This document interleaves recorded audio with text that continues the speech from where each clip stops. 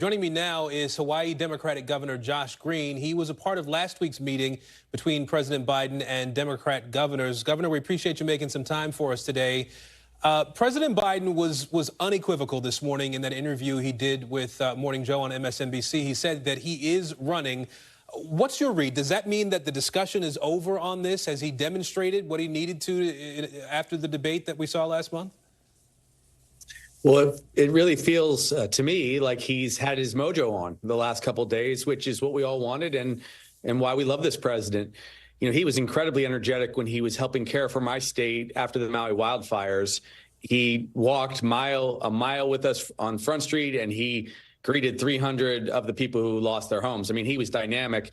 He had a bad debate night, but I'll tell you, this president has done a great job for us across the board, at least for my state and for the last several years. So I think he is winning back a lot of trust. I think it's also time we start talking about the former president's health, if we're going to talk about this president's health. Both of them are older gentlemen. This president, he had a hitch in his step, of course, on the debate night. But if we're going to force him into all of these discussions about neurologists, and look, I'm a physician. I lived this life for 25 years. We're going to talk about neurologists and neurodegenerative diseases. We absolutely have to apply the same standard to the former president, and he has to undergo psychiatric assessment to discuss his personality traits and his personality disorder, which are much more impactful than a person's gait. So these are the kind of things that have to be debated nationally, but the president's been pretty good these last few days. He seemed to imply that the criticism here, the only real criticism that he's facing is coming from political elites, people inside the Beltway who pay more attention to this perhaps than regular folks, if you will. Is that true? What's your feeling on this? What are you hearing from people that you've talked to about this topic, about his fitness for office? The whole country worries about the president, and he's received tens of millions of votes over the years. So look, everyone's talking about it in coffee shops, in my cabinet, amongst our 25 Democratic leaders that are governors, amongst the Congress and the Senate. Everyone's talking about it. But at the end of the day, there's a lot of agendas in D.C., and a lot of people get panicked because they don't want to see kind of a ripple effect from the top of the ticket. But I will absolutely say that the Biden-Harris team were dynamic when they spoke to us. I asked him personally about his well-being because I care about the president, and he was feeling very under the weather.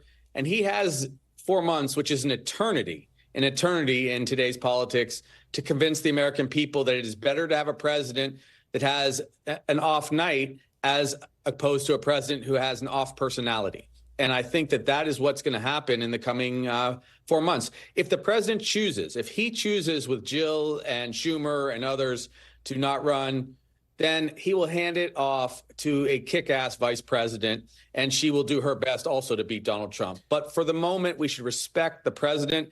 And if he chooses to stay in this race, which he won, President Biden won this nomination amongst Democrats over the last year, then it's his call to make. We should respect him. I'm curious about your opinion, though. I want to put up some of the letter that President Biden sent to Democrats on Capitol Hill today. And part of it said, I wouldn't be running again if I did not absolutely believe I was the best person to beat Donald Trump in 2024. Do you agree with him on that? Is he the best person to beat Donald Trump for the Democrats in 2024? Well, let's be honest. Donald Trump should have a functional ceiling of about 44% of the country because he's got a nightmare personality, and only people who are willing to have their rights taken away from them can still vote for him. It's incredible. President Biden really drew a great coalition of African Americans, like you saw, of many, many millions of women. He has the right profile to win, and he's been a good president. He created 15 million jobs. Trump took the reproductive rights away from 65 million women across our country. So he has the great profile. But if the president were to decide not to run, he knows to hand it to our VP, and she would pick someone special that can get us across the finish line. This guy won, though. You know, I know that there was a lot of contention in the previous election between Secretary of State Clinton and Mr. Trump, and that was terrible when Hillary got more votes but didn't win the election. But then Biden was able to get it across the finish line in states like Pennsylvania, where I grew up, Michigan, Wisconsin, and so on. This guy knows how to beat Mr. Trump. I know people are panicked. Everyone should take a deep breath and not worry about neurology so much as they should worry about what is inside that man. Right. That man cares about Republicans and Democrats and independents, and he can definitely get several more million votes than Donald Trump. He just got to get him in the right places. All right. I understand that, but I wonder if is your feeling that there's no one else in the Democratic Party today that could do the job, that could beat Donald Trump for the Democrats in November, except for Joe Biden? We have a bench of about 10 or 12 people that are phenomenal and excessively ambitious, and all would be great presidents or vice presidents. Barack Obama's not allowed to run again. Michelle Obama's not running. I know everyone wants to talk about those things. President Clinton is awesome. He did his 2 terms. There's a lot of people that we love and admire. But this president has had a very good 3.5 years.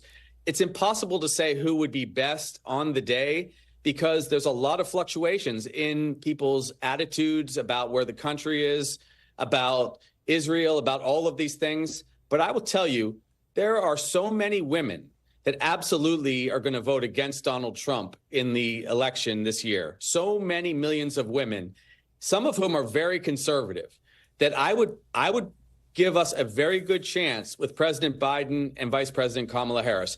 If you want to find some magic person that's even slightly better, we could talk for hours about celebrities and other people that have been around. But this guy has had 4 decades of experience in the Senate. He was vice president to one of the most extraordinary people, and I think he can do it, really. Let me ask you this very quickly here. Obviously, Biden says he's running, right? You obviously support him. There are still lawmakers who want him to drop out now. How do you put the genie back in the bottle on this? How do you get the folks who seem to not be on board to get on board? Well, only a small part of the genie came out of the bottle. I mean, you're looking at 9 people who are people I respect, but they are just like other human beings. They panic sometimes. They listen to a pundit and they worry. The debate sucked. There's no question. But on the flip side of that, when someone has created millions of jobs and we're Democrats, I think we should check ourselves just a little bit before throwing this extraordinary person under the bus.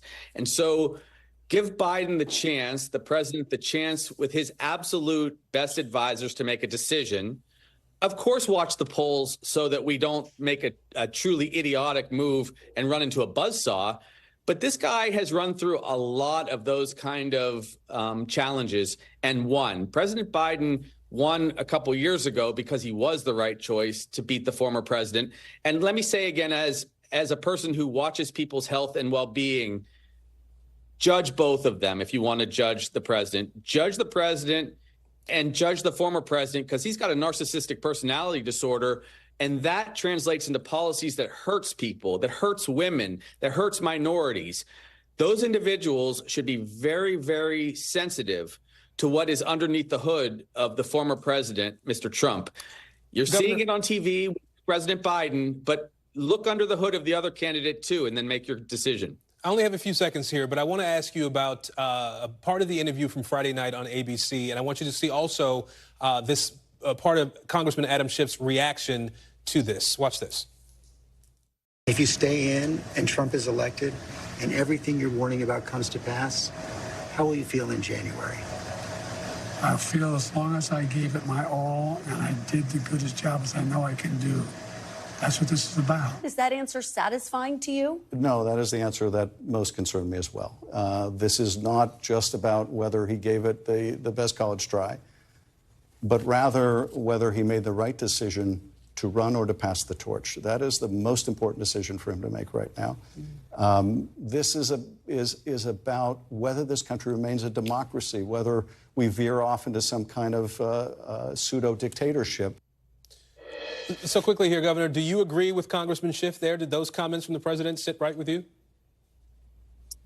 The president throws a few words out here and there that, make your eyes roll. But on the flip side of it, we've had decades and decades of extraordinary efforts from him. So do not judge in that way. If any of us were put to the question about were we at our best every single moment of every day, there's no way. And look, Mr. Schiff and I are not quite as old as the president and the former president. So there are going to be moments for both of them.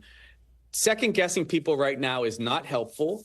The president should be trusted to make the best decision with his team.